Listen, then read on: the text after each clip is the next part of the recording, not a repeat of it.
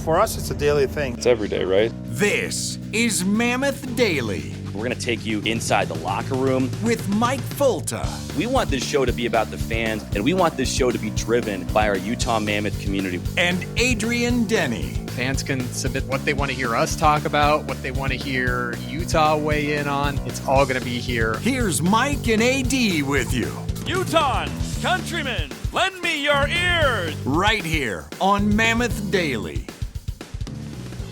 At long last, we've got ourselves a game to talk about. The Utah Mammoth are taking on Central Division foe, the Colorado Avalanche, tonight at the Delta Center. Welcome into Mammoth Daily. It's our Odd Man Rush episode here on a Wednesday. We've got a chat with John Marino coming up. I'm Mike Fulta. He's Adrian Denny. We are your Hockey Night in Utah radio crew. You can listen to us tonight on 97.5, the KSL Sports Zone, the KSL app, and the NHL app as well. AD, glad to finally have a game to sink our teeth into. There's been so much training camp talk, and how does it feel to be back skating after break, and what beach were you laying on the last few weeks? Finally, the rubber meets the road once again. Colorado Avalanche in town, Mike. Best team in the NHL, but they've got some competition. They went into the break with 2 wins in their last 3, but just 4 wins in their last 10, and they've got some teams nipping at them. How about the Minnesota Wild? 5 points back. Dallas, 6 points back. In the NHL as a whole, Carolina and Tampa Bay only 5 points in back of Colorado. It looked, maybe a month ago, like there was going to be a team finished within 20 points of them. So the Avs went into the break not as hot as they were, but they're still the Avs. They still have their 8 Olympians. Head coach Jared Bednar saying he expected all of his Olympians to be with the team tonight when they take on the Utah Mammoth. For Utah, Mike, we talk about playing games. Logan Cooley and Alexander Kerfoot are like, yeah, you guys go play some games. Those guys, full participants at practice all week long. Yesterday, Nick Schmaltz had a maintenance day. Jack McBain was sick, according to head coach Andre Cherney, but Bear didn't seem overly concerned that it would affect his lineup going into tonight's game. Yeah, and Bear did mention that he thinks Clayton Keller is going to play here tonight against the Avalanche. Hasn't had a confirmation on that, but his notion is that Keller's going to be back in time. Of course, Keller and Team USA celebrating their gold medal win from Sunday. They had to get over to the States. Then they were celebrating on Monday night in Miami. And then they got invited by the president to the White House on Tuesday. So it's been a literal world tour for the Team USA men's team, which also features Brock Nelson of the Colorado Avalanche. So and Brock did not go to DC. He came home to be with his family. Wanted to get home a day earlier. And Mike, you know how it is when you've been on the road for a month. Just one extra day. The family's waiting. You miss him. Want to see him, but well, and he's already got 2 gold medals in his family as well. Yeah. So this third one, it's just throw it on the pile as well. If you're not familiar, is it Dave Christensen who's his uncle? Yes. I get that name right? Okay. Now, forgive me if I got it wrong, but both Brock's got 2 relations, uncle and grandfather, I think, that were gold medalists for Team USA on the 1980 team, and then back in, was it 60 as well? Yeah, I think you're right. Yeah. Okay.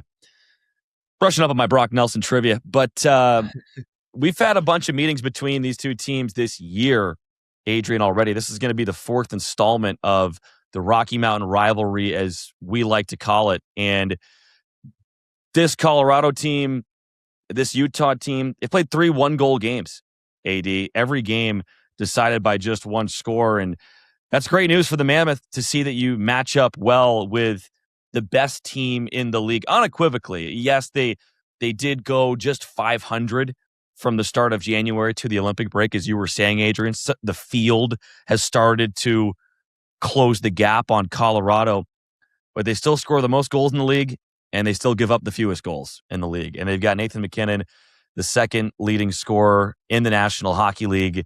He's taken some criticism for missing what looked to be an empty net in the gold medal game and then turning it over in overtime, leading to the game-winning goal by Jack Hughes. But the negatives, the complaints for the Avalanche are not really in the same category as the negatives or the complaints for the other 31 teams in the NHL. And as you said, Mammoth have played 3 one-goal games against them. They've given up the first goal in all 3, right? We talked about Canada. You're playing catch-up in 3 straight games. It's going to catch up with you. But giving up the first goal in all 3 of the one-goal games, they've been outscored by the Avs 3-1 in third periods. They had the lead against them at the Delta Center in October, and the Avs forced the game into overtime before Gunther and Keller won it. But we get a little bit of a buzz, Mike, in the locker room when the Mammoth are about ready to play a team like Colorado. And in this case, going to play Colorado and Minnesota, the top 2 teams in the Central Division coming out of the break. Still first in goals for and goals against. Mike, we'll see what the power plays do in the contest here tonight. You've got the top 2 power plays in the NHL in terms of if you flipped it upside down, Utah 31st and Colorado's 32nd. But Mike, one thing we talked about at the beginning of the year was if the Mammoth could just get over 3 goals a game. Last year, they weren't quite there in terms of goals per game. This year, 3.21 goals per game, kind of where we forecasted it. Is you look at Utah making the strides that they have from last year to compete with the teams from Colorado, not only in the regular season but in a 7-game series as we start to look ahead to the playoffs. But there's some good metrics there for Utah. 6th best goal differential, plus 26. Colorado, Tampa Bay, Carolina, all division leaders, and then the other 2 teams in the Central fighting. I believe is Colorado plus 74. They are. The year? Yeah. Okay. Yeah. I think I saw that. It's ridiculous. And do we know for sure that all of the guys playing in the gold medal game for Colorado were playing tonight? Did Bednar? Jared Bednar did not use the language play, but in his latest gathering with the media, he said they would be with the team. Because it is interesting because Colorado has Minnesota tomorrow night. And so it's kind of a weird scheduling week that actually benefits Utah, where the Avalanche are playing Utah at the start of Colorado's back-to-back. And then on Friday, the Mammoth are going to get Minnesota on the end of their back-to-back. So it's kind of like a Central Division, sandwich, if you will. And on Sunday, they're going to get Chicago after they play Colorado on Saturday. So we'll take care of the Avs tonight and then go root for them like heck to go beat up a couple of teams that are going to be playing the next night right before they do. And this is I hate even mentioning this. I just heard it through several reporters speculating this. People were wondering if Nathan MacKinnon was banged up. Again, I haven't seen anything that confirms that, but people were wondering if he was 100% at the Olympics. And of course, all the Canadian gold medalists, they weren't celebrating, obviously, but still a ton of travel for them, and a ton of wear and tear on the road just to get back to Colorado from Milan after that Sunday morning game. So it sounded like we had heard on Monday that there was a chance some of those guys would not play on Wednesday. We're not sure. Either way, even if take McKinnon and take Makar out of the lineup, and this is still a playoff team for the Colorado Avalanche, with guys like Landeskog and Natchez, and still have Brett Burns on the back end, and some really high end players. And you can go on down the list, but going to be a tough task no matter what. Do you want to get to the Colorado trade, AD? Just to touch on it? Yeah, they traded a left shot D for a left shot D Mike. Brett Kulak going to Colorado from Pittsburgh. Samuel Girard goes to the Pens with a second-round draft pick. Brett Kulak went to Pittsburgh from Edmonton in the Stuart Skinner trade. But I'm looking it up that both players are pretty similar from a metric standpoint, but both GMs have something else that they wanted. Yeah, and Kulak definitely more the defensive-minded. Girard a little bit more dynamic. I think both had taken their share of criticism at times this year in their respective markets. Kulak at Edmonton, I mean, boy, at the start of the year, did anybody look good on the back end there? He was reasonably effective in third pair minutes with Ty Emberson with the Oilers, and we've complimented some moves that Pittsburgh general manager Kyle Dubas has made, Adrian. This could be another one because you look at what they turned Tristan Jarry into. They've essentially turned Tristan Jarry into Stuart Skinner, 2 second-round picks, and now Samuel Girard. And so you can argue who's the better goalie in that swap, but Pittsburgh got to take on more assets because they were taking on Skinner's contract, or they were giving away Jarry's contract. I guess Edmonton's what had to give up the extra assets. But good work by Dubas picking up an extra second here for a defenseman in Girard that might even be the better player here, AD. And look at the contract situation too, and that's a big factor. Brett Kulak making just under $3 million. So he gives the Avalanche some more cap space. Sam Girard making $5 million on the last year of his deal, and Pittsburgh's got cap room to blow, so it's not as impactful for them. So they get the better player, doesn't really have that big of a dent on their cap in perspective, and they get a second-round pick. Colorado gets a defenseman, Brett Kulak, who can play reliable third-pair minutes and is kind of ready-made for the playoffs in the way that he plays and kind of keeps things simple. And he opens up some more cap space for him.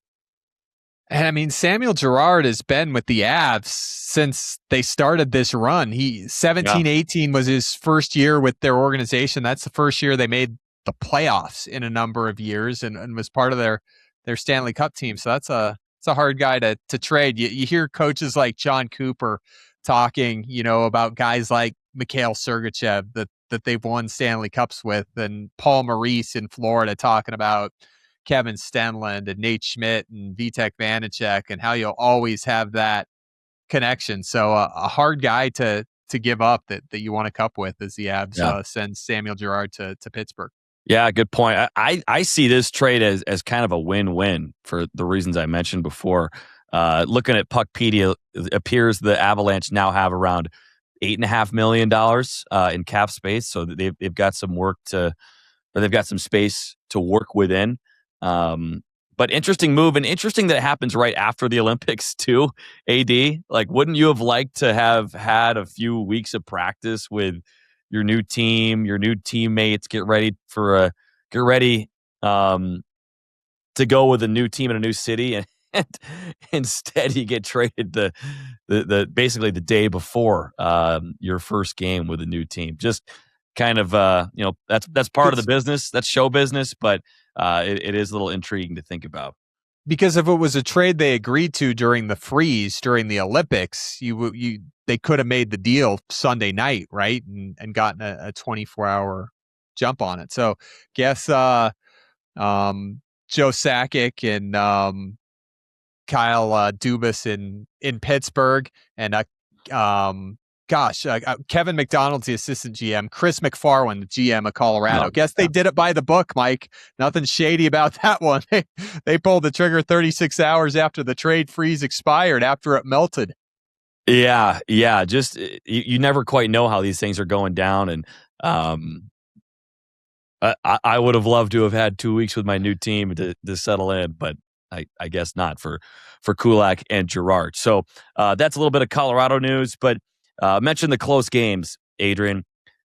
October 9th, lost 2-1, first game of the year.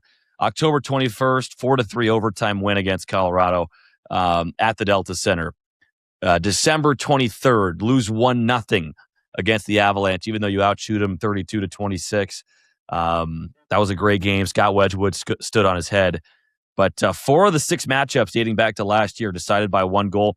And remember, these are 2 teams that very well could play each other in the first round of the postseason. That's not the matchup we would have if the playoffs started right now, but it wouldn't take much for these teams to end up playing each other in that first round.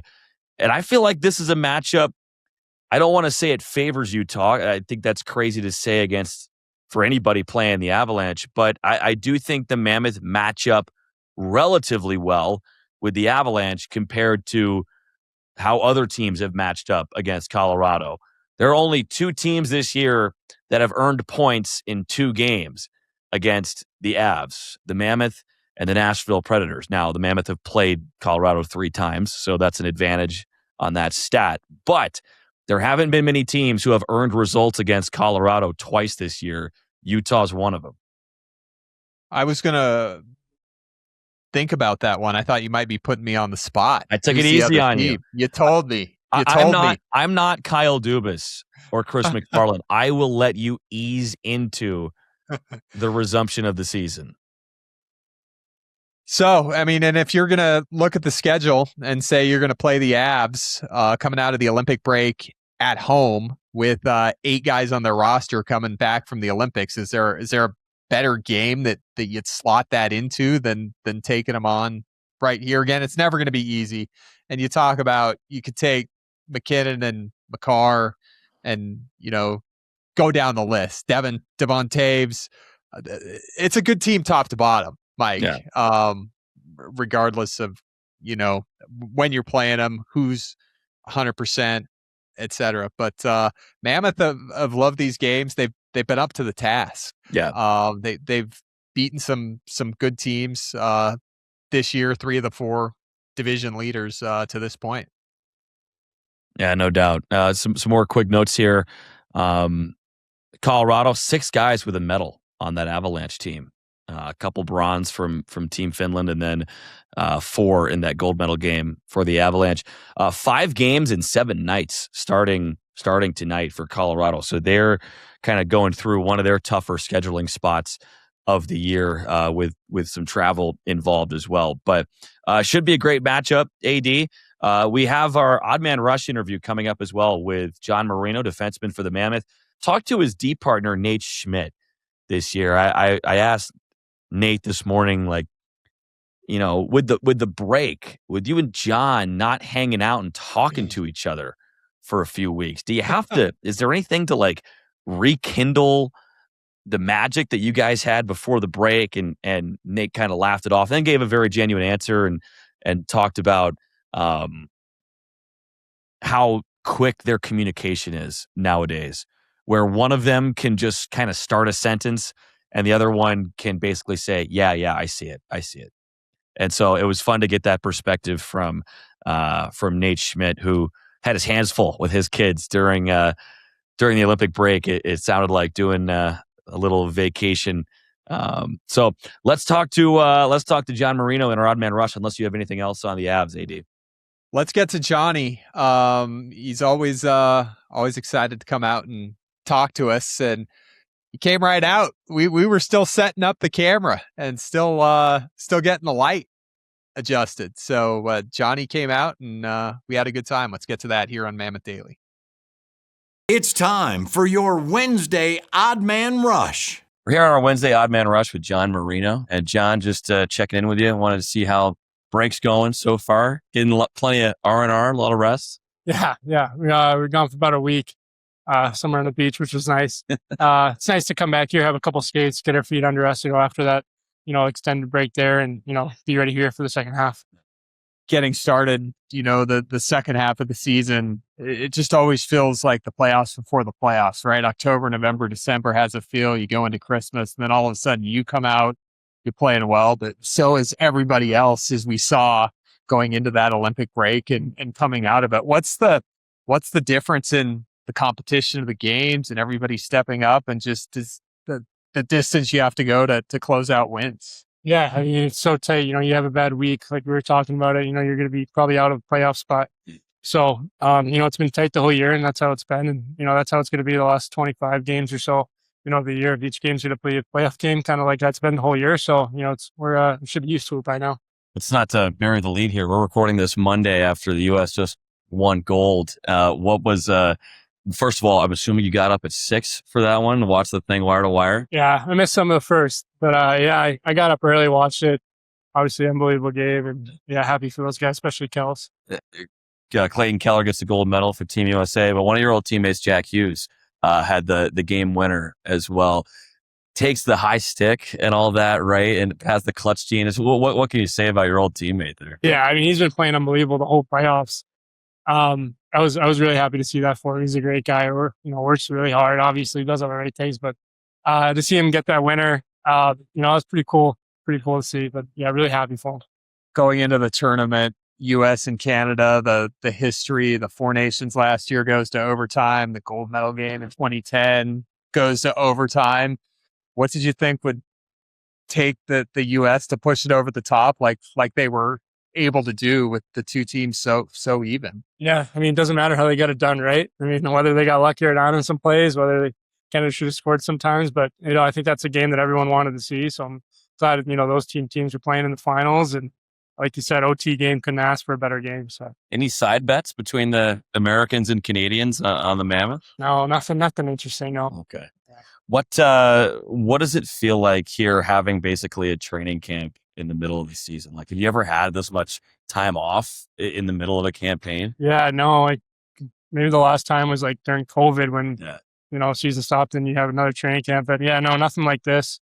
Yeah, I mean, it comes quicker than you think. We play Wednesday. It's already been, how many days so far. So it goes by pretty fast. And, by then we should be ready to go. Just keep in touch with your D partner during the Olympic break. You and Nate Schmidt have put together some great hockey over the last couple of months. For us, it was weird not to see you together, right? Yeah. In back-to-back days, every other day on the ice. Did you have any interaction when you were in Mexico with Nate? No, I might have texted him once or twice, but no. Get a little break from him, Yeah. We've asked both of you guys a lot about playing with each other and numbers speak for themselves, the production that you guys have had.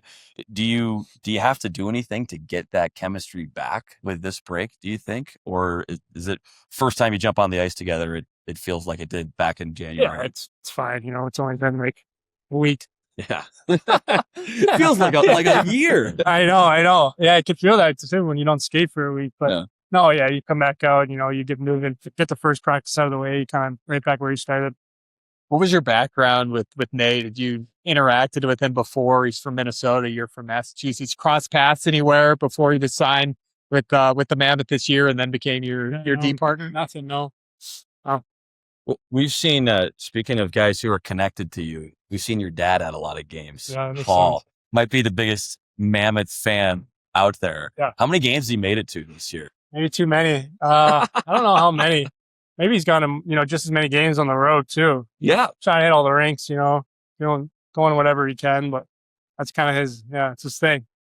Do you guys have any traditions or hockey rituals or anything when he's at your games, or what's it like kind of meeting with him in the family area after? Yeah, he just usually texts me after the game. Usually pretty positive. I guess it depends how it goes, He's a character, so you never know what you're going to get, but yeah, it's all good.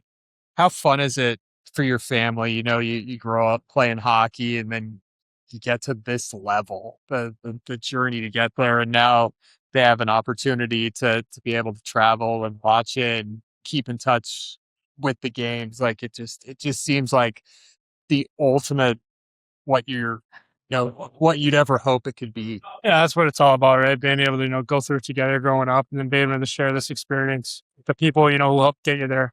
So, being able to have them around, share with your parents, your close friends and family. It makes it even more special. But, it wouldn't be, the same without sharing it with someone like that. 25 games left in the regular season. What can we expect to be your guys' focus for this segment here? Yeah, I think, I think we ended off on a pretty good note. Just continue going forward and play that desperate hockey. I mean, each point's going to be crucial. I don't know if we can even get somebody in OT, just being comfortable in those late situations, but I'm sure we're going to give it our all here. Yeah.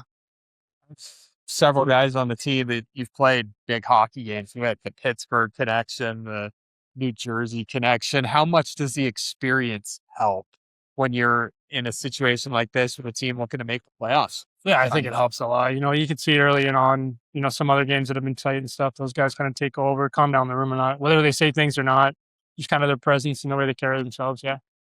John, we're chomping at the bit. No, you are too. Thanks for taking the time and hanging out with us. But we gotta ask you one thing, I guess, before we cut you loose, because we have the kitchen back there.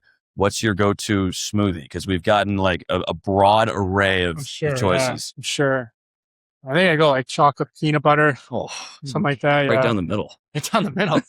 That's great. That's great. Yeah. Like Kirk's is getting like the pina colada and stuff like that. Yeah, I don't know what he's getting. I don't know if I trust him, but yeah.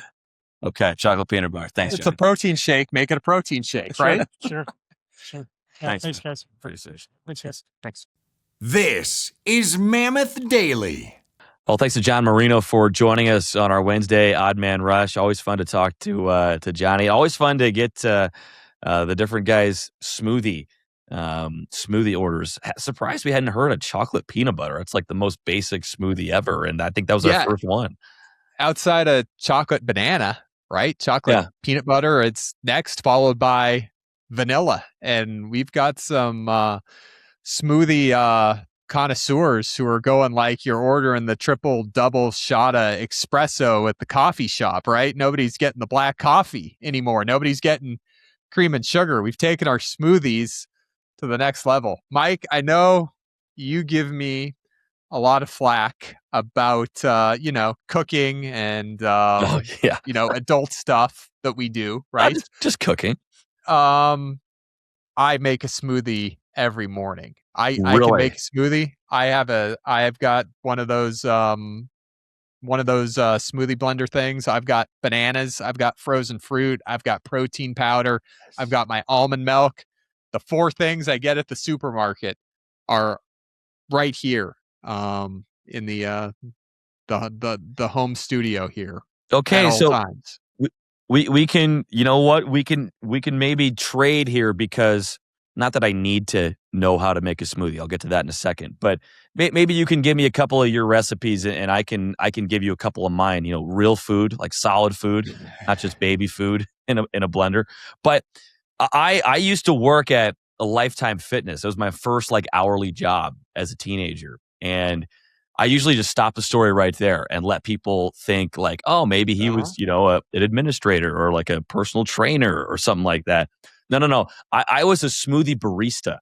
That was what that was my role. There was like a cafe.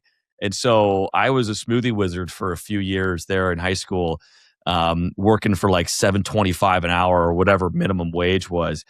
And, we kind of had these competitions, like these upsell competitions, like, oh, would you like an extra scoop of protein powder with that? And every time you got an upsell, you got to market and all the employees competed. The easiest upsell ever was to get customers to put a scoop of peanut butter in their Mocha Madness smoothie. It's like a chocolate kind of coffee flavored smoothie. And the peanut butter worked really well with it. It was an extra 85 cents. And I probably funded the next installment of Lifetime Fitness, the next building that they constructed with all of my Mocha Madness peanut butter upsells. That was a moneymaker. 85 cents at a time. It's all common sense, right? What are they going to take, and what's the most money to upsell? 85 cents had to be up there, Mike, in terms of the most expensive add-on items, and the people over at Excel Fitness doing the pricing. Peanut butter, we can get 85 cents out of them. Exactly. Oh yeah. I mean, who wouldn't want a little peanut butter flavor? Do want to mention again our Ultimate Fan Sweepstakes. We've been talking about it throughout the week, but you can still enter as long as you do it before March 1st. Enter to win tickets to go watch the Utah Mammoth take on the LA Kings on March 28th at not the Delta Center, at Crypto.com Arena in sunny Southern California. The prize includes flights from, you're about to talk, AD, I can see you. No, keep going, and then I've got something. Yeah. The prize includes flights from Salt Lake City. You have 2 hotel rooms for 2 nights. It's a 4-person trip. So it's you and 3 friends. If it was me, I would bring me, and then I would bring Adrian Denny 3 times. You get $200 per diem per person, Utah Mammoth jerseys and swag, and of course, tickets to the game. So it's a huge giveaway. And as AD mentioned on yesterday's show, whoever wins this, if you enter, we would love to have you on the show to talk about your experience and your take on the game in Crypto.com Arena. I was raising my hand, Mike, I guess. The person that raises their hand, like, the professor's going to go on for another 2 minutes, but this person has their hand up. I had my hand up. All right. So yeah, we're throwing in win this and come on Mammoth Daily. I'm going to throw something else into this right here, Mike. If a Mammoth Daily listener wins this and then contacts us, you will go down to the concourse for a meet and greet before the game. Before warm-ups. It's got to be before warm-ups, folks. Mike likes to watch his warm-ups. But he'll go down to the concourse and do a meet and greet with you if you win this. So we're just adding to this every single day. Don't we meet and greet people every game? I can meet you on the road, yeah. On the road. On the road. On the okay. road. Yes. Yeah. Yes, absolutely. Thank you for volunteering my time, Adrian. Absolutely. I'll find a way down to connect with you guys. He's at 801 Adrian Denny on Twitter. I'm at Mike_Folta. He's got the same handle for Instagram, and I'm Mikey Folta on IG. So reach out to us if you are the lucky winner. But it's funny talking about meet and greets. Adrian, I was just kind of surveying some of our podcast numbers, and we will talk some more hockey here. We've got some more stuff to get to, but real quick. I was in our Apple Podcasts reviews, Adrian. Have you ever read these before? I have, yes. They're mostly good reviews that people have left. There is one really, really nasty, ticked off, fed up review. Do you know? Can you tell the subject?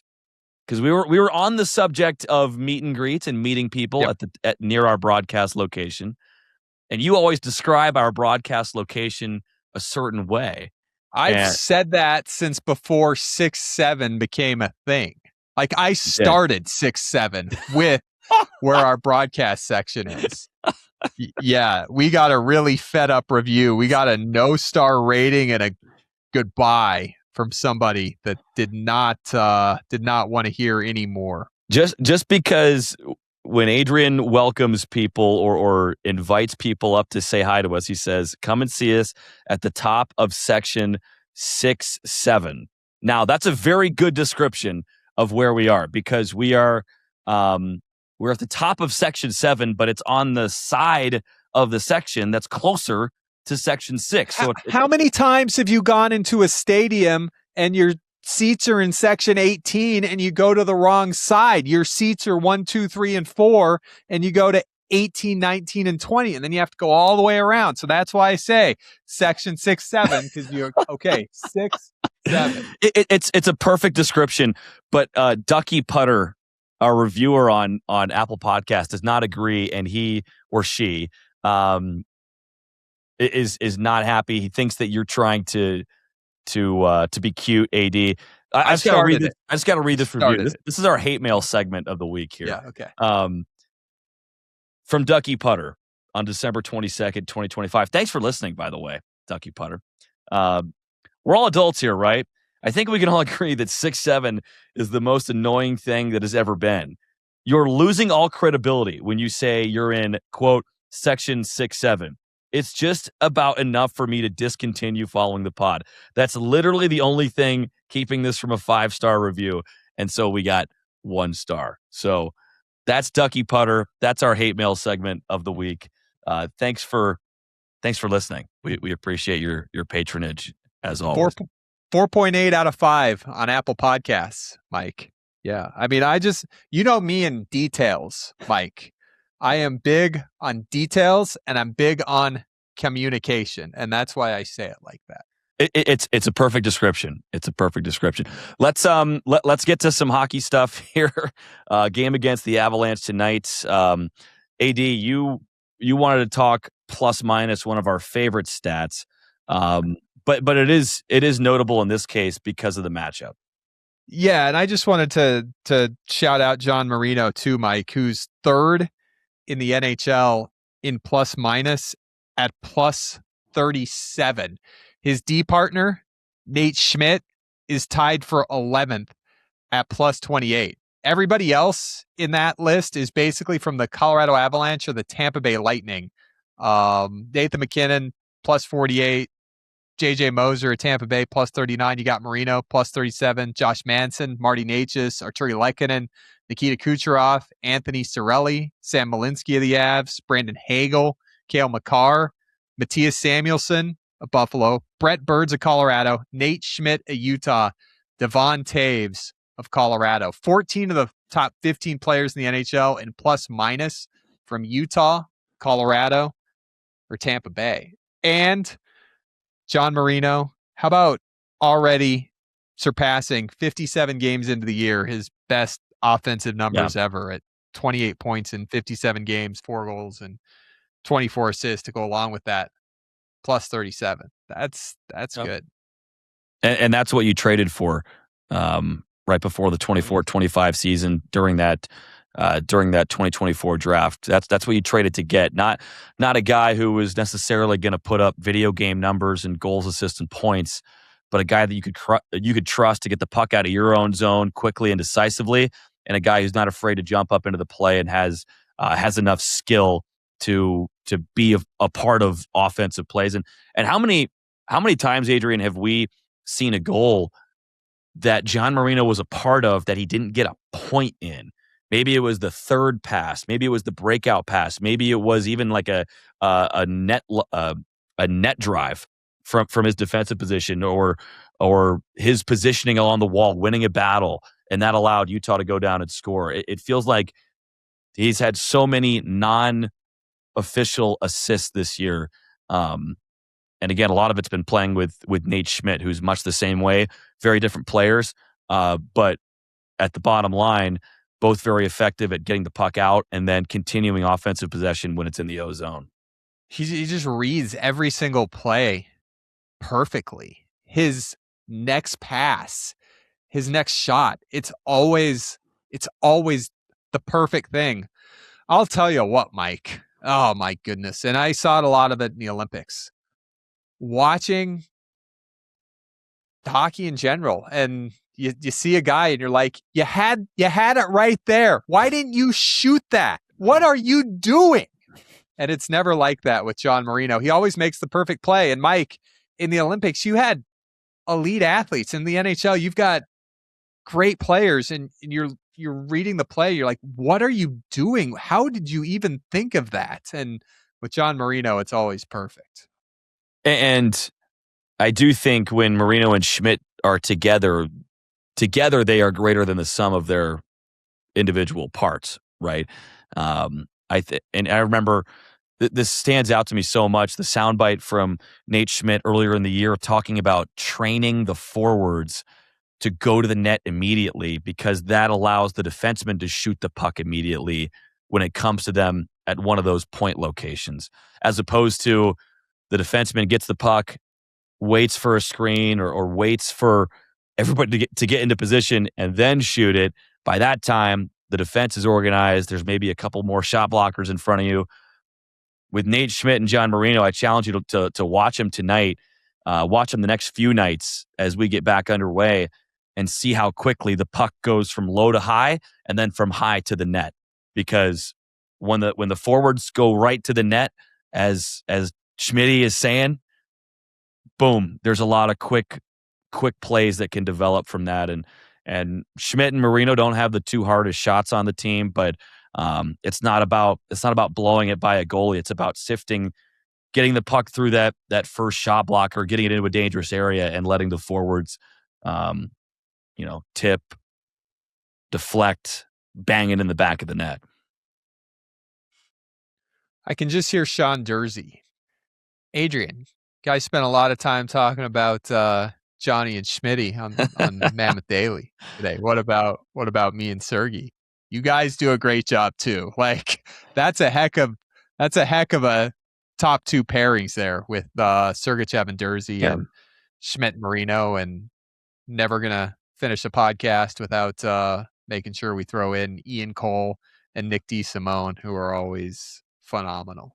It's funny. When I was talking with Nate this morning, Tuesday morning, that's exactly what happened. I was talking with Nate about him and Johnny, and Dursey's stall is right next to Schmitty's, and Sean Dursey walks up and like he wasn't being rude, but he basically interrupted and made a joke or something like that. It was very funny. But no, great stuff. And we talk about those guys a lot because they've been so effective, and because walking around you don't see as many 88 and 6 jerseys, but they just because they don't score the most points doesn't mean they're any less important. Those guys have been huge for the Mammoth and a big reason for the success. But anything else to get to here on our third period, AD, before we send people on their way for the rest of their Wednesday?